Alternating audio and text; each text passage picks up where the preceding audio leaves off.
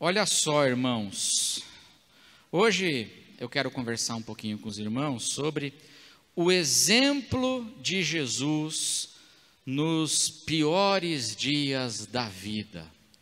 O exemplo de Jesus em meio aos dias de grande dificuldade. O exemplo que Jesus deixa para nós, para as nossas vidas, quando estamos atravessando períodos de grande angústia. E para isso eu quero começar lendo a primeira carta de Pedro, no capítulo 2, o verso 21.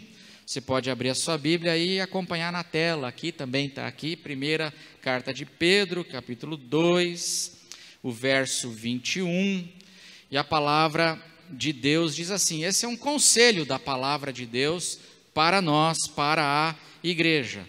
E eu inspiro essa minha mensagem numa mensagem que eu ouvi do pastor Rick Warren, da Igreja Batista de Saddleback, e eu gostaria de compartilhar com os irmãos. Vamos ler juntos o texto que está aí? Diz assim, porque para isto mesmo vocês foram chamados, pois também Cristo sofreu no lugar de vocês, deixando exemplo para que vocês sigam os seus passos. Jesus, o apóstolo Pedro está dizendo aqui que Jesus, ele sofreu no nosso lugar. A cruz do Calvário foi aquela morte e o sofrimento substitutivo de Jesus nas nossas vidas. E ali, quando Jesus está atravessando aquele momento de grande angústia da sua vida, aquela que nós chamamos de sexta-feira da paixão, o apóstolo Pedro diz aqui que nós devemos olhar para aquele dia, olhar para aquele momento da vida de Jesus, onde ele estava ali morrendo em nosso lugar e sofrendo, o verbo aqui é sofreu no nosso lugar, e ali ver também o exemplo que ele deixa para que nós também possamos seguir os seus passos nos nossos momentos de dor. Porque a sexta-feira da paixão também, muitas vezes, é uma realidade na nossa vida. Nós também passamos por períodos de sofrimento, de dor e de perplexidade nós também.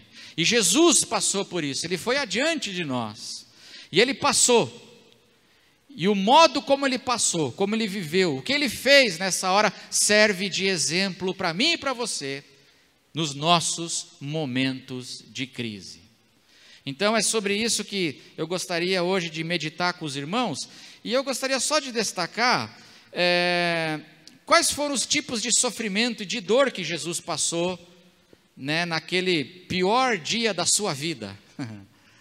No pior dia da sua vida, naquela sexta-feira, que tipos de sofrimento Jesus passou? Jesus passou por sofrimentos físicos, não é verdade? Ele foi espancado, ele foi maltratado, ele também, naquele dia, ele passou por sofrimentos emocionais, ele carregou toda sorte de sofrimentos emocionais e de sofrimentos psicológicos. Jesus foi humilhado, ele foi crucificado nu, ele sofreu bullying, muito bullying naquele dia, ele sofreu muita vergonha naquele dia, Jesus sofreu abandono, passou pela experiência emocional do abandono, ele passou pela experiência emocional da solidão. A Bíblia fala que todos os seus amigos, as pessoas, todo mundo abandonou ele. E não só isso, ele passou por outras coisas terríveis, como por exemplo, naquele dia, naquela sexta-feira, a experiência da traição. Um dos seus melhores amigos, das pessoas mais chegadas, e ele passou por aquela experiência terrível, onde ele foi traído com um beijo. Veja só, que coisa. O beijo do traidor, a pessoa que te apunhala e é o melhor amigo, chegado. Jesus passou por experiências emocionais e dores, sofrimentos emocionais aqui os mais terríveis. A dor da injustiça. A dor da injustiça. Porque todo julgamento e toda a crucificação dele aconteceu com base, teve que acontecer muita torção do direito, distorção do direito e da injustiça para ele ser crucificado. Tem alguns teólogos que dizem que Jesus, o sinédrio judaico, para poder condenar Jesus, eles tiveram que infringir 22 leis para poder condenar Jesus. Eles tiveram que infringir, desrespeitar 22 leis. Sofrimentos emocionais, sofrimentos também, a dor espiritual, então dor física, dor emocional, dor espiritual. Jesus, a Bíblia fala que Jesus ali estava carregando a culpa humana, a culpa dos homens. Vou fazer uma pergunta para você: culpa machuca a gente ou não?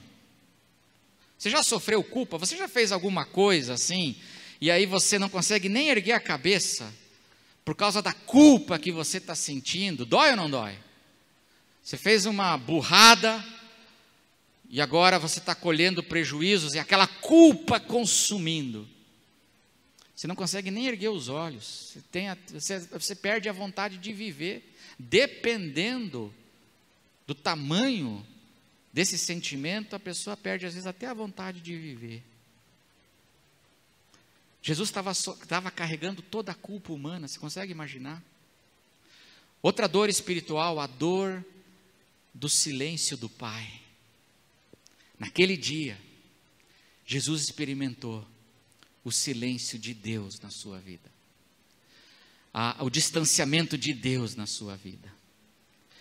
Jesus, na cruz, ele orou: Deus meu, por que me desamparaste? Dores, sofrimentos.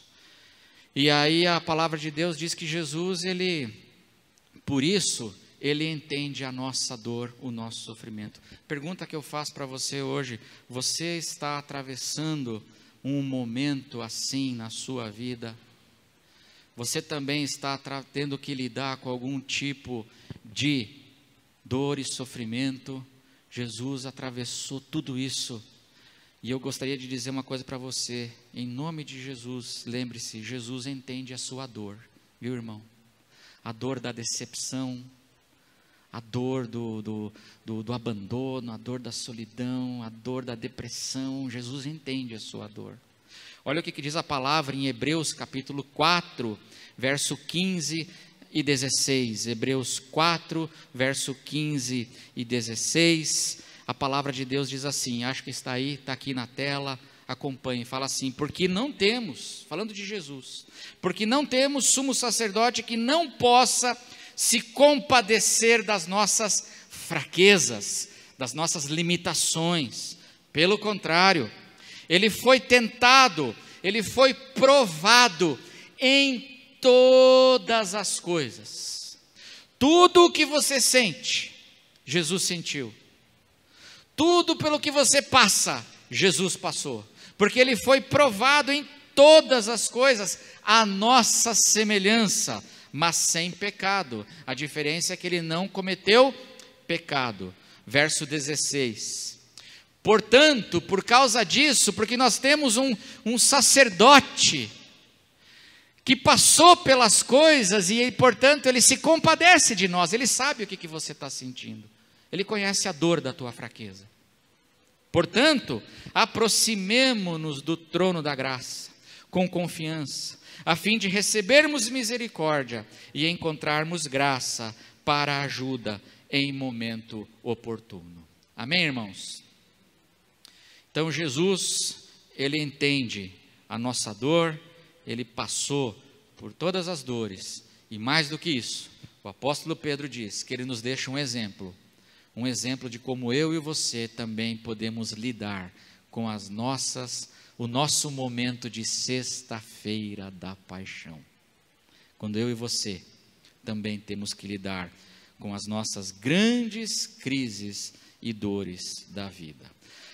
3 exemplos, quero ver com os irmãos 3 exemplos de Jesus. Primeira coisa que Jesus nos deixa como exemplo: ele não se isolou dos seus irmãos e amigos. Amém? Na sexta-feira da paixão, da dor e do sofrimento, Jesus, ele não se isolou. Ele não se virou as costas para os seus irmãos e amigos. Mateus capítulo 26, do verso 36 até o 39, olha o que diz aqui o exemplo de Jesus agora, naquela sexta-feira. Ele acabou de sair do cenáculo, eles estavam no cenáculo, fizeram a última ceia e agora eles vão para o Jardim das Oliveiras. Naquele momento de grande dor, o Evangelho de Lucas fala que Jesus sentiu tanta angústia que a angústia se somatizou. E ele começou a suar o quê? Gotas de sangue. Você já teve a experiência da somatização de crise emocional? Jesus sabe o que é isso. E ele passou por isso. E aqui, olha o que diz a palavra de Deus, o exemplo de Jesus, verso 36, Mateus 26, 36. Em seguida, Jesus foi com eles a um lugar chamado Getsêmani, que é o Jardim das Oliveiras, é onde eles faziam azeite. Tinham lá as azeitonas, né, as árvores de azeitonas, e eles faziam azeite ali naquele lugar. E o lugar literalmente significa, Getsêmani significa a prensa de moer. Sublinhe esse nome na sua Bíblia, prensa de moer. Jesus estava sendo moído pela vida. Você já foi moído, irmão? Você já sentiu a vida moer você? Jesus estava no Getsêmani. E às vezes a gente passa pelo Getsêmani também. A prensa de moer, que suga toda a nossa energia, esmaga a nossa vida. Parece que a nossa vida vai se esvaindo de nós. E Jesus em seguida foi com eles a um lugar chamado Getsêmani.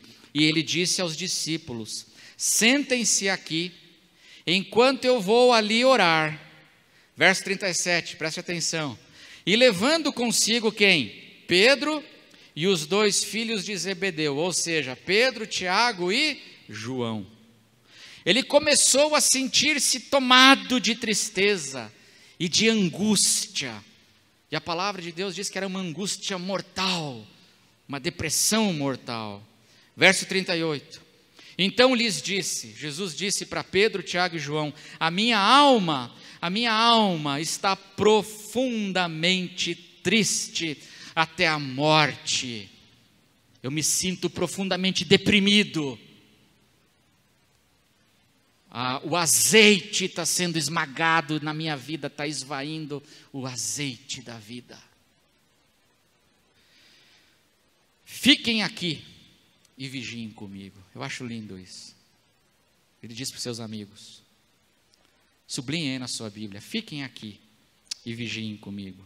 Verso 39, e adiantando-se um pouco, aí ele vai um pouquinho mais para frente, ele prostrou-se sobre o seu rosto, orando e dizendo, e a carta aos Hebreus diz aqui que esse verso 39, Jesus fez essa oração com lágrimas. Ele se prostrou e chorando ele orava, com lágrimas, soluçando e suando sangue, ele orava: meu Pai, se é possível, que passe de mim este cálice, contudo não seja como eu quero, e sim como tu queres. Naquela hora de intensa dor, Jesus, ele não se isolou e não se afastou dos seus amigos mais íntimos, dos seus irmãos mais chegados. Ele disse para eles: eu preciso de vocês, fiquem aqui comigo, eu preciso de vocês. E esse é um exemplo que Jesus nos deixa para a nossa sexta-feira da paixão.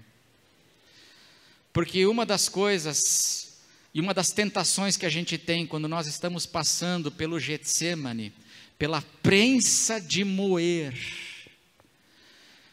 é que a gente não quer ver ninguém, é ou não é verdade? Você é igual a mim ou não? A gente não quer ver ninguém. A gente quer se afastar de tudo.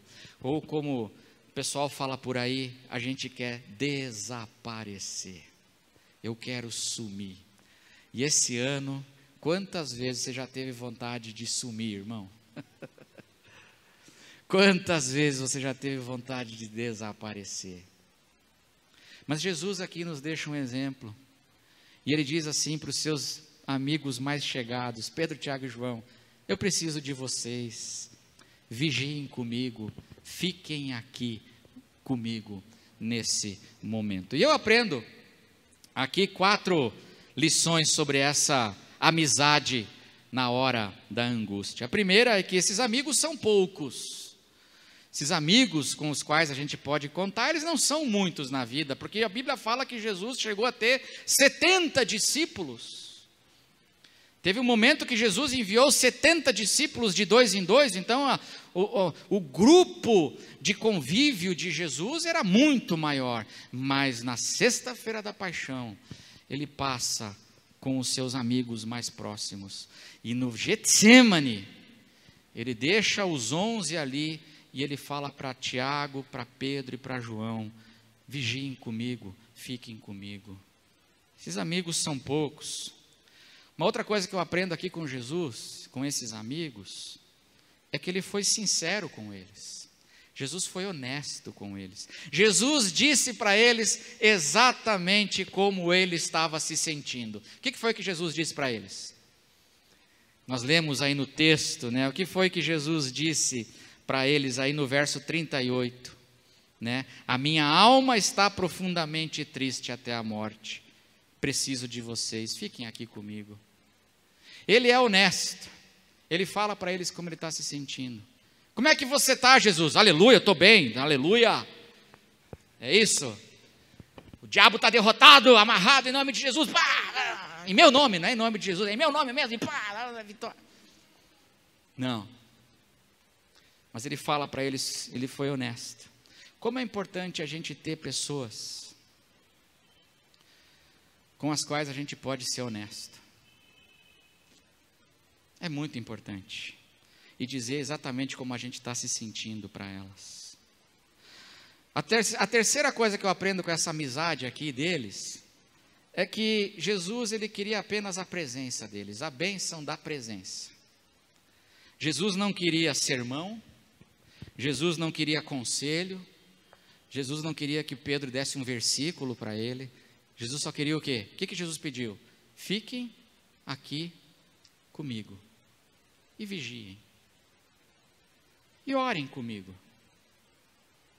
Isso eu aprendo uma coisa séria. Sabe por que a gente às vezes não consegue se abrir na igreja? A gente não tem gente na igreja para se abrir?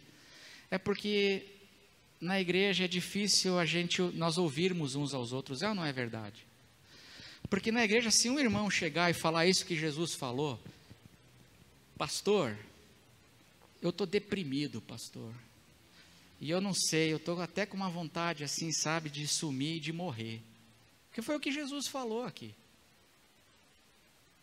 Aí eu, como pastor, já ia dar um versículo para o cara, né?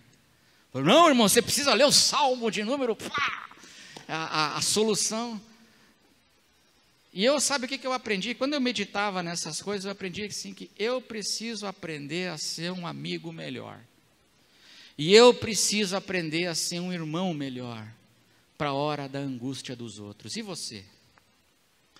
Eu aprendi essa semana que eu preciso ser um amigo melhor para minha esposa, porque às vezes ela só quer falar, mas eu, como o pragmático da casa, já chego dando uma receita para ela.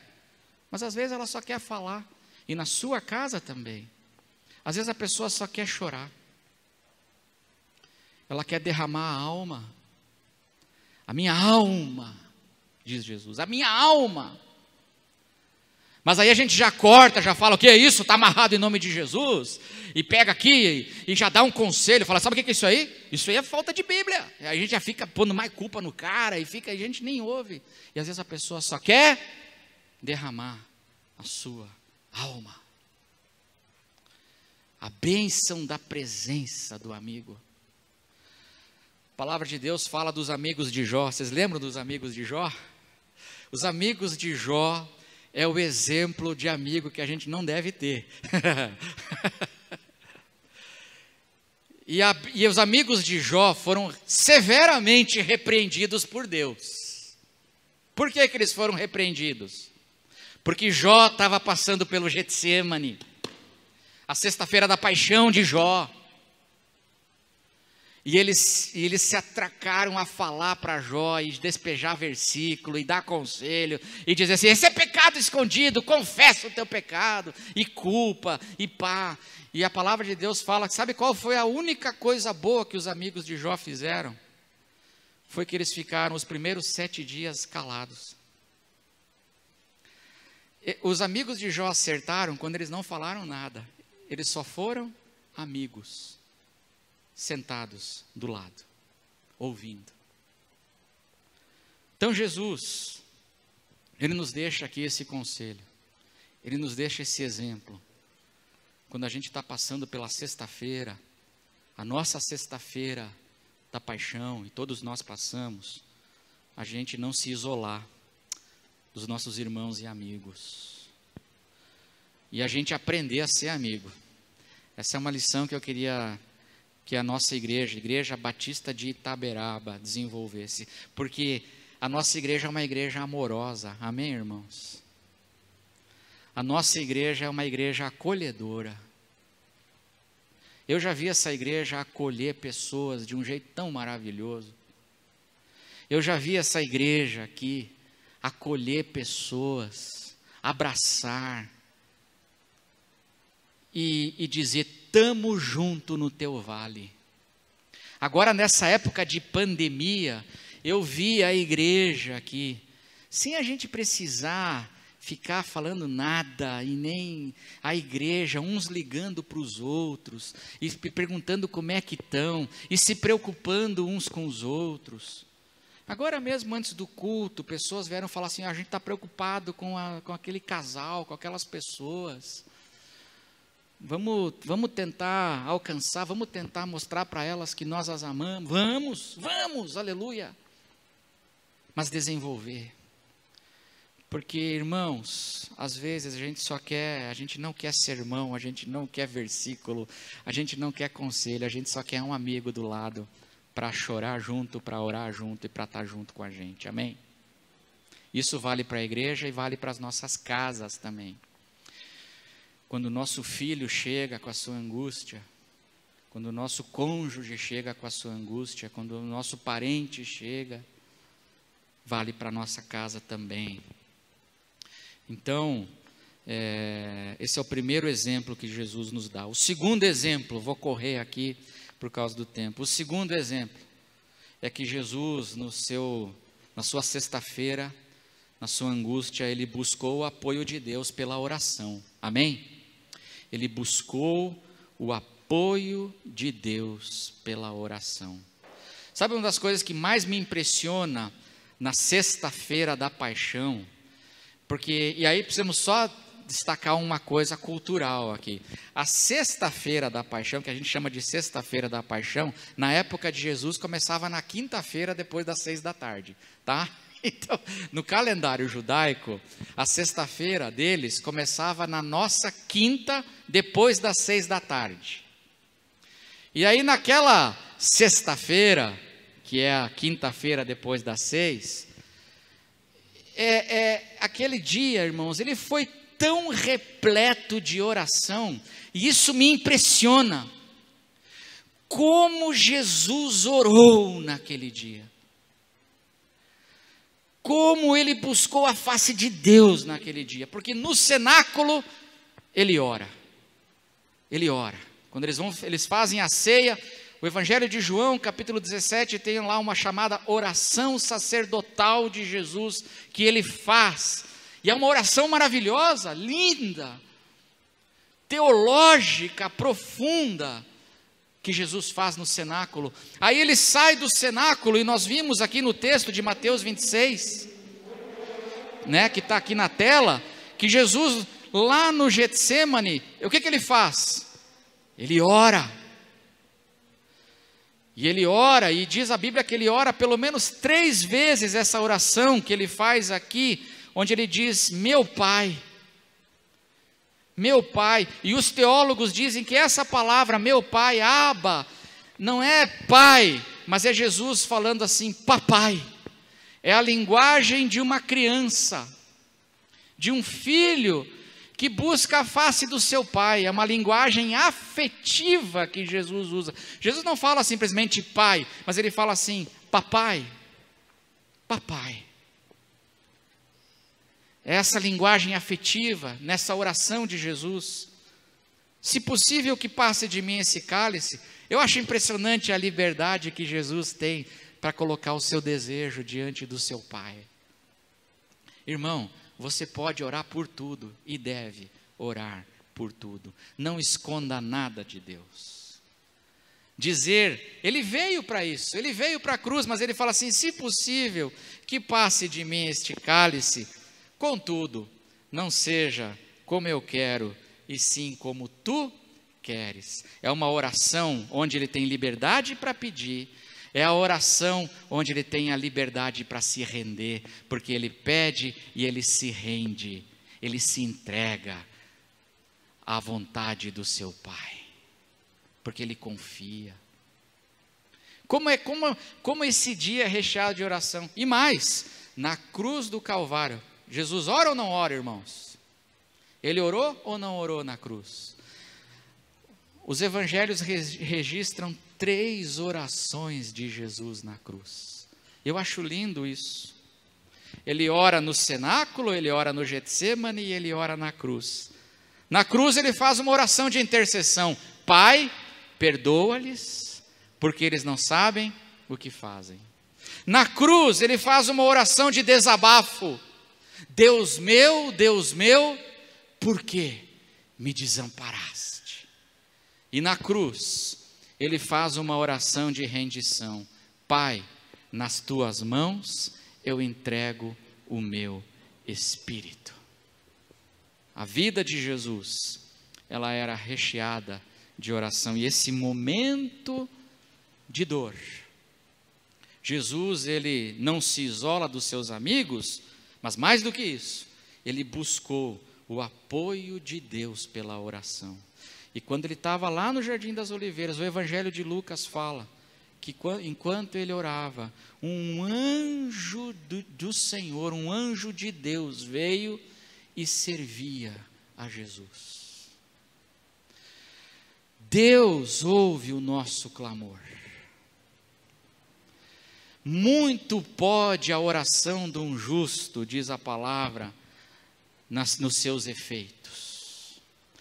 Deus, ele é poderoso para fazer infinitamente mais do que tudo o que pedimos ou pensamos. Deus, ele responde às nossas orações, irmãos, creia nisso. Eu já disse isso aqui na igreja e eu volto a repetir. Nunca nos evangelhos, nunca, qualquer pessoa que chegou diante de Jesus, com o seu clamor, foi rejeitado por Jesus. Jesus acolheu a absolutamente todos que o buscaram, no meio da sua dor, da sua necessidade. Ele nunca rejeitou ninguém. Às vezes ele não atendeu ao pedido, ao desejo, dizendo assim, isso não é bom para você. Lembra quando o Tiago e o João, a mãe de Tiago e João, aqui, nesse momento, aqui antes da cruz, a mãe de Tiago e João chegou para Jesus e ela chegou para Jesus como boa mãe e fez uma oração pelos filhos dela. Vocês lembram qual foi a oração? Jesus, quando o Senhor entrar na sua glória, que um filho meu esteja à tua direita e que o outro filho meu esteja à tua esquerda. E ela não sabia o que estava pedindo. E Jesus fala assim para ela: mulher, você não sabe o que você está pedindo. Porque se um for para a minha direita, se eu atender, um vai ser crucificado à minha direita, outro vai ser crucificado na minha esquerda. Você não tem ideia do que você está pedindo. E eu amo tanto a você e amo tanto aos seus filhos, que eu vou responder essa oração dizendo: não. Mas ele responde: ore. Ore, porque a oração, antes de mais nada, ela transforma a gente. No vale da sombra da morte. Não precisa ser oração longa, não precisa ser oração comprida, não precisa ser oração teológica, basta ser oração de coração, na presença de Deus, e você vai receber dele a direção para a sua vida. Então ore. E o terceiro e último conselho, o exemplo de Jesus nesses dias tão difíceis, é que Jesus manteve-se fiel à vontade do Pai até o fim. Jesus continuou fazendo o bem até o fim.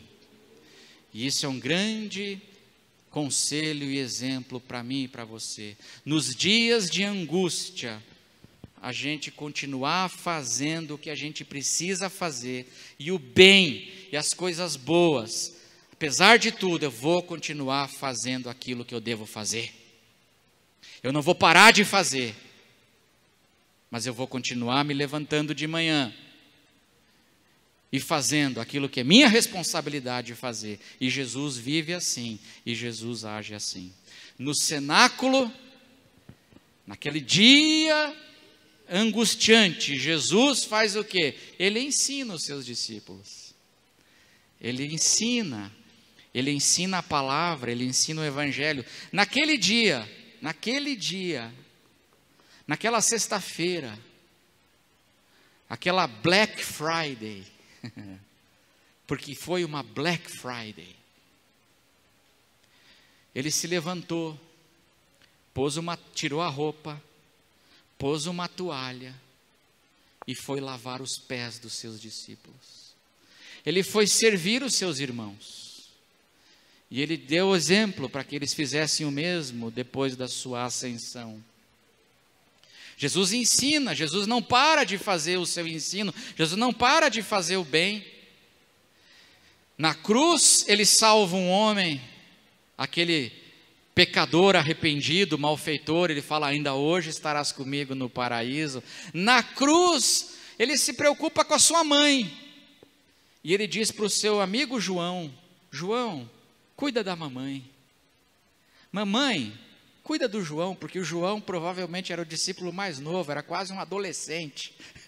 Para nós, né? Aqui seria mais ou menos isso. Dizem os teólogos que João devia ter aqui em torno de 15 ou 16 anos de idade. E aí ele fala assim, ele cuida, ele toma decisões, ele pede coisas e ele faz o bem. E ele não para até o último minuto, ele ora, ele intercede. E ele faz. E ele levanta e ele faz. Isso é importante, sabe por quê, irmãos? Porque a palavra de Deus diz assim para mim e para você: não se deixe vencer pelo mal, mas vença o mal com o bem. Sabe o que acontece nos piores momentos da nossa vida, e em dias e épocas difíceis? Sabe o que acontece? A gente começa às vezes a se irar, a gente começa a se amargurar, a gente começa a se revoltar, e a gente começa a se deixar vencer pelo mal. A gente vai se deixando vencer pelo mal. E aí a gente olha para um país como o nosso, e um país que é cheio de corrupção, e eu falo assim: só tem sacanagem nesse país. Então, eu também vou deixar de ser honesto. Porque só tem ladruagem, só tem malandragem. Eu também vou deixar de fazer isso. Irmãos, eu já fui muito tentado a isso. Porque eu sou pastor. E eu procuro, na minha limitação, ser fiel ao Evangelho. ser fiel à palavra. Só que a gente vai olhando assim para a igreja evangélica. Como é que está a igreja evangélica hoje no Brasil? Está legal ou está uma confusão danada? E um monte de esquisitice.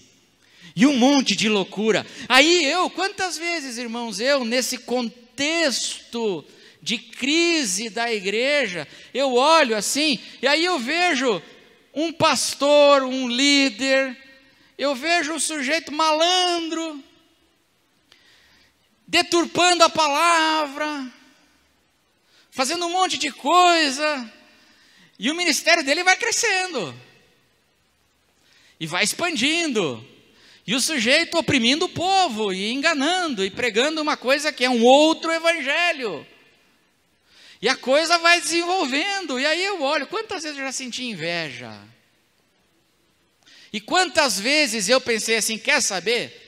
Esse povo quer ser enganado, se para crescer tem que enganar, eu já fui tentado a dizer assim, vamos enganar o povo, para encher a igreja. Aí a gente volta para Jesus e fala assim, Jesus, me perdoa, Senhor.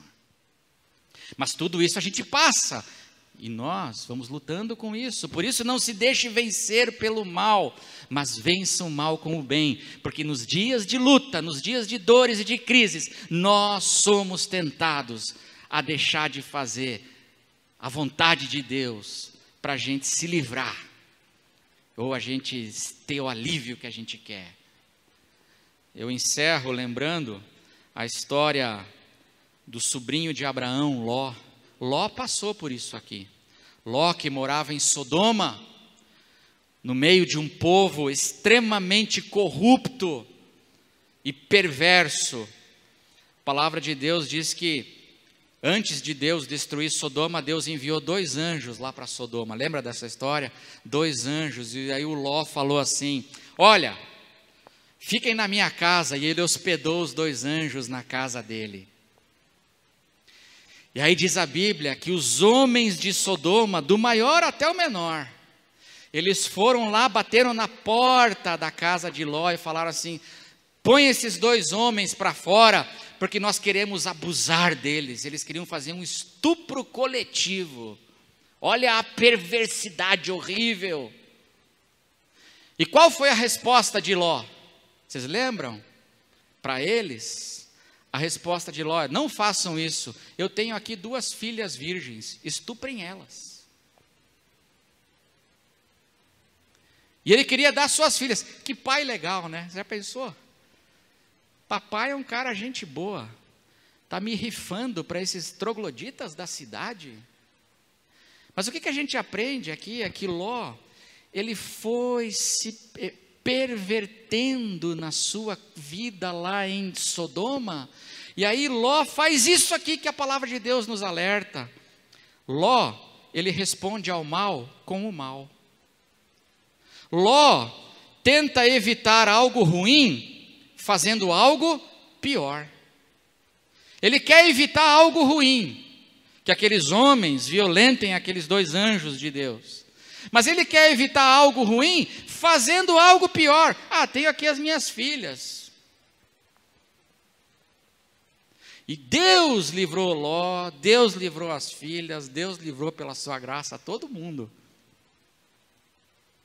Mas Ló fez isso, e nós somos tentados também. Às vezes a gente quer evitar algo ruim, ou tratar algo ruim fazendo algo pior. Por isso que a palavra de Deus diz, não se deixem vencer pelo mal, mas vençam o mal com o bem. Naquela sexta-feira de dor, Jesus manteve-se fiel à vontade do Pai até o fim. Ele continuou fazendo o bem até o fim. E esse é o conselho, e é o exemplo que Jesus deixa para cada um de nós. Amém, irmãos? Você está passando pela sua sexta-feira, muitas outras coisas a gente poderia dizer, mas aqui, algo que Jesus nos ensina é que Jesus nessa hora, ele não se isolou de seus irmãos e amigos. Nessa hora Jesus, ele buscou o apoio de Deus pela oração. E nessa hora, Jesus manteve-se fiel à sua integridade e a vontade de Deus até o fim, fazendo o bem até o fim. E em nome de Jesus, que você possa seguir o exemplo dele nesses dias de luta que a gente tem vivido. Amém? Vamos orar. Quero convidar os irmãos aqui do louvor para virem aqui.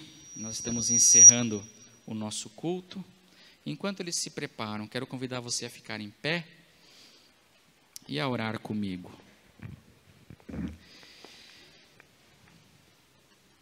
Qual é a tua dor? Qual é o teu sofrimento? Físico, emocional, espiritual, que você tem passado? Lembre-se que Jesus, Ele entende você e Ele nos dá o exemplo para seguirmos nesse caminho, nessa hora. Vamos orar? Nosso Deus e nosso Pai,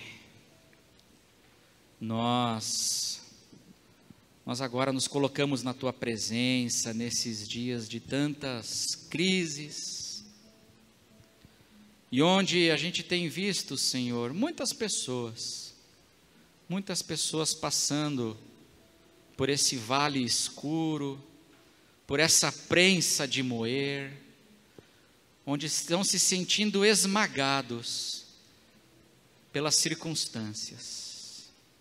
Senhor, obrigado porque o Senhor entende o coração, os sentimentos e os clamores de cada um. Obrigado. Obrigado porque o Senhor foi à nossa frente. Obrigado porque o Senhor passou pelo Getsemane antes de nós. E o Senhor pode se compadecer de nós e nos dar graça e misericórdia no tempo oportuno. Obrigado. Abençoa a tua igreja. Abençoa cada irmão, cada amigo e cada pessoa que entrou nesse lugar. Abençoa os irmãos que não podem estar aqui nas suas casas, nos seus lares. E que o Senhor nos dê graça para seguirmos os teus passos, Senhor. Os teus passos nesses dias de tanta escuridão, nesses dias de medo, nesses dias de ameaçadores. Nos dê graça para permanecermos fiéis à tua vontade, íntegros, na comunhão dos nossos irmãos e amigos, encontrando apoio, Senhor, na tua igreja, não culpa nem condenação, mas apoio. Ó Senhor, nos dê graça, Senhor, para termos essa experiência de oração contigo, a oração onde o Senhor nos toca, onde o Senhor restaura a nossa paz, onde o Senhor restaura a nossa vida. E Senhor, o teu poder, a tua graça, para permanecermos fiéis, para não nos deixarmos vencer, Senhor, pela corrupção, para não nos deixarmos vencer pelo mal, para não nos deixarmos vencer, Senhor, pelas mentiras, mas vencermos tudo, permanecendo íntegros e fiéis à tua palavra. Abençoa teu povo, abençoa a tua igreja. Obrigado, Senhor, obrigado. E que a graça do Senhor Jesus, que o amor de Deus o Pai, que a comunhão e que a consolação do Espírito Santo esteja sobre cada um de vós, desde agora e para sempre, em nome de Jesus. Amém, amém, amém, irmãos. Que Deus abençoe ricamente a sua semana. Vamos encerrar o nosso culto louvando e engrandecendo o nome de Jesus.